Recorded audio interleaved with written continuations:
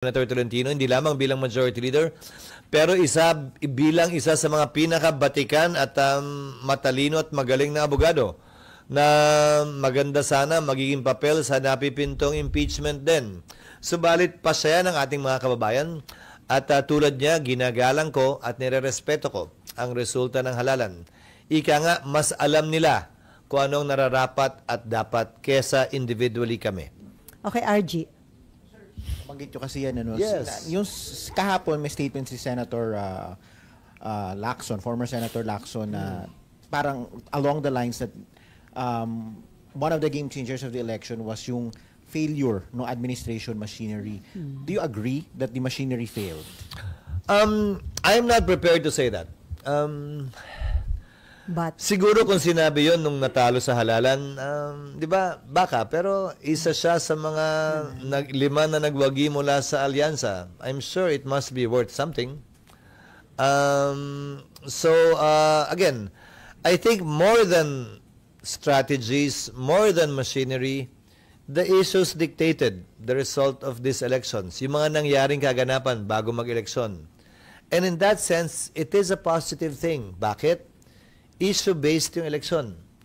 Hindi pa damihan ng advertisement, hindi pa lakihan ng makinarya, hindi pa damihan ng pera, pero saan pumosisyon yung bawat kandidato, kaugnay ng posisyon ng mas nakararami nating kababayan sa ilang issue na pumutok, sumabog o kinaharap natin ilang buwan o linggo bago maghalalan. Yon sa tingin ko, ang mas nagdikta ng resultang ito, hindi ano pa mang bagay. protest vote daw, kaya ang taas ni Senator Bongo and Bato de la Rosa, sir. Well, matagal nang mataas si Senator Bongo. Hindi naman siya nawala sa top 3 noon pa. May huling sipa lang din siguro. Pero hindi rason yun para hindi siya bigyan ng pagbati kaugnay sa napakataas ng bilang ng boto na nakuha niya noong nagdaang halalan. Pag ba ganung nangunguna ka at ang taas ng iyong boto, potential candidate ka na for the presidential election?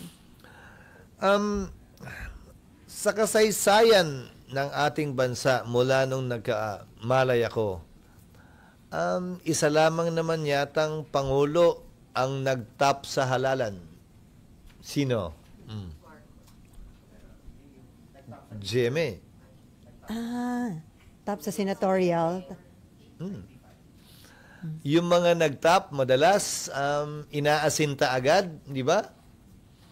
So sa dulo, base sa kasaysayan na hindi pinapalad, maaari niyang baguhin yon kung siya'y nag-iisip na tumakbo sa mas mataas na posisyon. Binabanggit ko lamang ang kasaysayan.